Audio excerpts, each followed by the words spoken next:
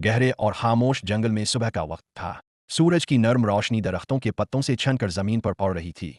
परिंदे चहचहा रहे थे और हवा आहिस्ता आहिस्ता चल रही थी।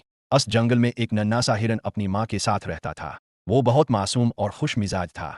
इसे सब्ज घास खाना और जंगल में दौड़ना बहुत पसंद था। एक दिन वो अपनी माँ से थोड़ा दूर निकल गया और अकेला ही जंगल में घूमने लगा। इसे अंदाजा नहीं था कि आज जंगल में एक खतरा छुपा हुआ है।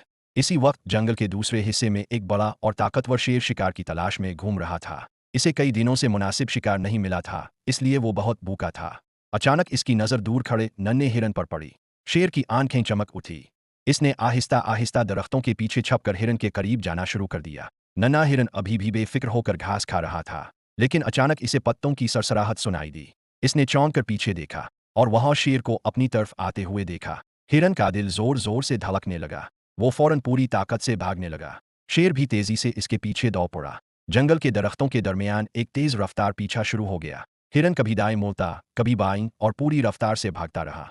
रास्ते में एक छोटी सी नदी आई। हिरन ने हिम्मत करके एक लंबी छलांग लगाई और नदी पार कर ली। शेर भी इसके पीछे आया, लेकिन इसकी रफ्तार थोड़ी कम हो गई।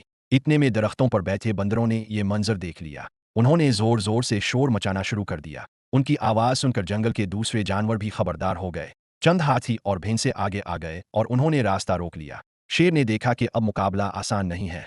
इसने गुस्से से जोरदार धार मारी, लेकिन इतने सारे जानवरों को सामने देखकर वो रुक गया। आखिरकार शेर ने पीछे मुड़कर जंगल के अंदर वापस जाने का फैसला किया। नन्हा हिरन अब महफूज था। इसकी माँ तेजी से इसके पास आई और इसे प्यार से अपने साथ लगा लिया। जंगल के सब जानवर खुश थे, क्योंकि उन्होंने मिलकर एक कमजोर जानवर की जान बचाई थी। और इस दिन के बाद जंगल में सब जानवर एक दूसरे की मदद करने लगे, क्योंकि जंगल में असल ताकत सिर्फ ताकतवर होने में नहीं, बल्कि एक दूसरे का साथ देने में होती है।